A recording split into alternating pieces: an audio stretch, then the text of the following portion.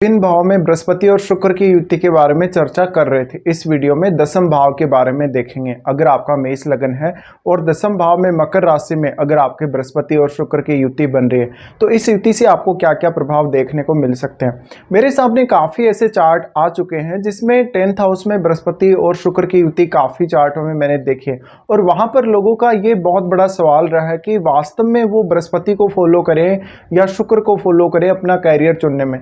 तो देखिए यहाँ एक सिर्फ हम मेष लगन के लिए ही हालांकि बात कर रहे हैं, लेकिन वहाँ पर फिर आपको आपका जो 10th लॉर्ड है उसकी प्लेसमेंट को भी देखना पड़ेगा और आपको बृहस्पति और शुक्र दोनों आपस में कितने ज़्यादा क्लोज हैं और एक्चुअल में उस हाउस में बृहस्पति और शुक्र कितना अच्छा प्रभाव दे रहे हैं ये भी आपको देखना पड़ेगा। इसके साथ साथ इनमें से अगर कोई भी ग्रह अस्त है तो आपको उसको भी चेक कर लेना चाहिए।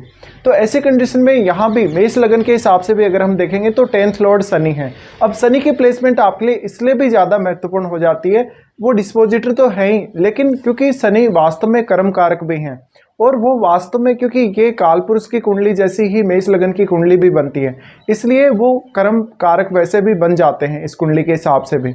इसलिए शनि का महत्व आपके लिए उतना ही ज़्यादा है यहाँ पर जितना आप कोई भी कैरियर को सिलेक्ट करने में एक किसी प्लेनेट की भूमिका को देख पाएंगे। तो यहाँ बृहस्पति और शुक्र दोनों ही अगर स्थित हैं, सबसे पहले आपको ये देखना है कि बृहस्पति अगर यहाँ वक्री हो जाते हैं तो ज़्यादा अच्छा रहेगा, क्योंकि बृहस्पति यहाँ नीच की स्थिति में होंगे लेकिन एक शुभ ग्रह के साथ होंगे। भले ही वो उनका मित्र ग्रह नहीं है लेकिन शुभ ग्रह है। शुभ ग्रह के साथ होते हुए निश्चित रूप से आपको कैरियर में पर्याप्त नेम फेम और धन संपत्ति मिलने की संभावना है और जो भी आप धन अर्जित करेंगे या मान सम्मान अर्जित करेंगे उसकी वजह से आपका एक अलग नाम बनेगा और लोगों के मन में, लोगों के दिलों में आपकी एक अलग पहचान भी बनेगी। तो यहाँ बृहस्पति और शुक्र का बहुत बड़ा रोल है आपके रिलेशनशिप को लेकर, आपके करियर को लेकर, आपकी मैरिज को लेकर और आपके भौतिक सुखों को लेकर भी। ऐसे में शुक्र यहाँ कमजोर नहीं होने चाहिए। अगर शुक्र यहाँ पर वक्री हो जाते हैं या शुक्र किसी भी तरीके से अगर कमजोर हो जाते हैं तो आपको काफ़ी सारी प्रॉब्लम्स का सामना करना पड़ सकता है। फिर आपको शुक्र का असर आपकी मैरिड लाइफ पर भी देखने को मिलेगा, अपने घरेलू जीवन पर भी देखने को मिलेगा और बाकी अन्य कार्यों में भी देखने को मिलेगा, धन संपत्ति को लेकर भी। ऐसे में आपके लिए दोनों ही प्लेनेट की जो इम्पोर्टेंस है वो समान रूप से है। यहाँ पर पुरुष के चार्ट के हिसाब से अगर देखेंगे तो शुक्र उनके लिए उनकी वाइफ के कारक हैं, इसलिए यहाँ पर आपके शुक्र का रोल भी उतना ही ज़्यादा महत्वपूर्ण है जितना कि जुपिटर का है। जुपिटर आपके भाग्य स्थान के स्वामी और 12वें भाव के स्वामी होकर यहाँ स्थित होंगे। अगर बृहस्पति वक्री हो जाते हैं तो बृहस्पति के वक्री होने के केस में आपको ज़्यादा बेहतर रिजल्ट देखने को मिलेंगे, लेकिन अगर बृहस्पति वक्री नहीं होते हैं ऐसे में हो सकता है कि आप अपने कैरियर को लेके या अपना जो भी प्रोफेशन चुनेंगे उसको लेके अपने ज्ञान और अपनी क्षमताओं का बेहतर इस्तेमाल ना कर पाएँ। यहाँ पे अब आपको ये देखना पड़ेगा कि किसी भी स्त्री के चार्ट में अगर ये युति है तो उनका जो हस्बैंड होगा वो काफ़ी ज़्यादा ज्ञानी व्यक्ति हो सकता है, समझदार व्यक्ति हो सकता है, लेकिन यहाँ अगर आपका बृहस्पति कमज़ोर हुआ किसी भी स्त्री का तो आपको हो सकता है कि कैरियर की वजह से कहीं कहीं आपको मैरिड लाइफ में डिस्टर्बेंस आ सकता है या मैरिज होने के बाद में अगर आप अपना कैरियर चुनते हैं तो काफ़ी ज़्यादा आपको डिफ़िकल्टी आ सकती है इसमें। यहाँ पे इन दोनों ही ग्रहों का कितना ज़्यादा क्लोज कंजक्शन है यह भी आपको चेक कर लेना चाहिए। इसके साथ साथ किसी भी अन्य ग्रह का प्रभाव अगर इन ग्रहों पर है तो वो भी आपको देखना पड़ेगा। यहाँ पर अगर किसी भी ग्रह का दृष्टि संबंध बन रहा है या किसी भी ग्रह का युति है तो उन दोनों को ही आपको एनालाइज करना पड़ेगा। देखिए युति की वजह से ज़्यादा प्रभाव पड़ेगा, स्ट्रॉन्ग प्रभाव पड़ेगा और दृष्टि संबंध की वजह से उतना स्ट्रॉन्ग प्रभाव नहीं पड़ेगा, तो ये भी आपको यहाँ ध्यान रखना चाहिए। अब देखिए ज़्यादातर आप कोई भी ऐसा काम कर सकते हैं जिसमें आपकी बौद्धिक क्षमता या आपका टैलेंट काम में आता है और भले ही आपकी बौद्धिक क्षमता अगर थोड़ी बहुत कम भी है तो आप शुक्र अगर स्ट्रांग है तो अपने टैलेंट को भी काम में ले सकते हैं और शुक्र अगर ज़्यादा स्ट्रांग है यहाँ तो आपको धन संपत्ति अर्जित करने में और पॉपुलैरिटी अर्जित करने में आसानी रहेगी।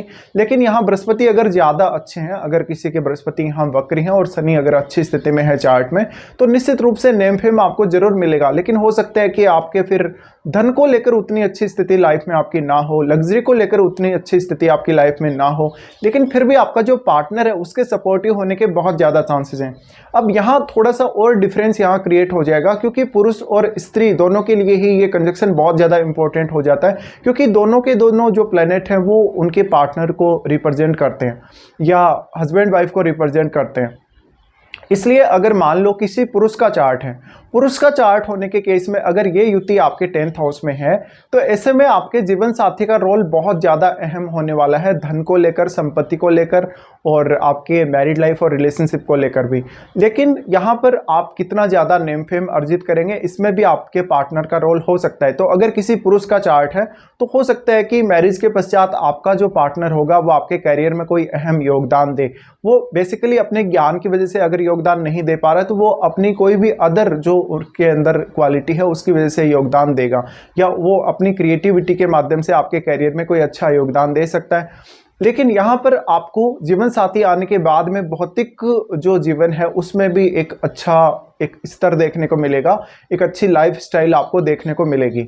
अगर किसी स्त्री का चार्ट है तो स्त्री के चार्ट होने के केस में उनका जो जीवन साथी होगा वो कैरियर पर ज़्यादा फोकस्ड होगा अपने रिलेशनशिप के बजाय। ऐसे में हो सकता है कि मैरिड लाइफ आपकी कभी कभी उतनी ज़्यादा अच्छी ना हो, यानी आपका रिलेशनशिप हस्बैंड से उतना अच्छा ना हो, लेकिन आपके हस्बैंड का रियली जो रोल है आपके करियर में वो बहुत ज़्यादा इंपॉर्टेंट हो जाता है। तो अब आप अपने हस्बैंड की भी एडवाइस ले सकते हैं अगर यहाँ बृहस्पति अच्छा प्रभाव दे रहे हैं तो। अब यहाँ पे दोनों ही शुभ ग्रह हैं, दोनों ही शुभ ग्रह होने के केस में ये निश्चित है कि आपको नेम फेम तो मिलेगा। अब वो नेम फेम कम या ज़्यादा हो सकता है। इसके साथ साथ आप जो धन संपत्ति अर्जित करेंगे उससे कभी कभी आप थोड़े नाखुश भी हो सकते हैं। अब यहाँ पे किसी भी अदर प्लेनेट का जो प्रभाव है वो आपको चेक कर लेना चाहिए। मान लो अगर यहाँ शनि का संबंध है तो आप अपने प्रोफेशन के प्रति, अपने काम के प्रति ज़्यादा डेडिकेटेड रहेंगे और ज़्यादा डिसिप्लिन में रहेंगे। भले ही आप बहुत ज़्यादा रेस्ट्रिक्शन में काम कर रहे हैं, बहुत ज़्यादा बाध्यताओं में आके काम कर रहे हैं, लेकिन फिर भी आप अपने काम के प्रति डेडिकेशन जरूर रखेंगे। अगर यहाँ पर आपका जैसे किसी बुध जैसे ग्रह का अगर संबंध है, चंद्रमा जैसे ग्रह का संबंध है इन दोनों से, तो ये करियर के लिए और भी ज़्यादा अच्छा हो जाएगा। अगर सूर्य का संबंध भी हो तो भी आपके करियर के लिए ज़्यादा अच्छा हो जाएगा। लेकिन अगर सूर्य का संबंध बन रहा है तो फिर मैरिड लाइफ जरूर थोड़ी बहुत डिस्टर्ब हो सकती है। भले ही करियर कितना भी अच्छा हो बट मैरिड लाइफ पे थोड़ा नेगेटिव इंपैक्ट आ सकता है। अब यहाँ पे अगर हम इनके स्वामित्व के आधार पे भी अगर देखेंगे तो शुक्र आपके दूसरे भाव के स्वामी और 7वें भाव के स्वामी हैं, इसलिए मैरिज होने के पश्चात आपको इन दोनों ही भावों से संबंधित काफ़ी अच्छे परिणाम मिल सकते हैं। इस केस में आप ये मान सकते हैं कि आपके धन संपत्ति में वृद्धि, या पारिवारिक जो स्तर है आपका, जो रहन सहन का स्तर है उसमें वृद्धि होना, या आप अपने परिवार के प्रति थोड़े ज़्यादा केयरफुल होंगे, ज़्यादा डेडिकेटेड होंगे और अपने प्रोफेशन के प्रति भी आप ज़्यादा डेडिकेटेड होंगे। शुक्र 7वें भाव के स्वामी, 7वें भाव के स्वामी होने की वजह से कहीं ना कहीं आपके प्रोफेशन में या आपके करियर में आपके पार्टनर का भी सिमिलर रोल रहेगा यहाँ पे, तो ये आपको देखना है। इसके साथ साथ अगर मान लो किसी स्त्री का जैसे चार्ट है तो स्त्री के चार्ट में फिर जुपिटर को देखना आपको ज़्यादा अहम होगा, और जुपिटर यहाँ पे 9th लॉर्ड होके और 12वें घर के स्वामी होकर स्थित हैं।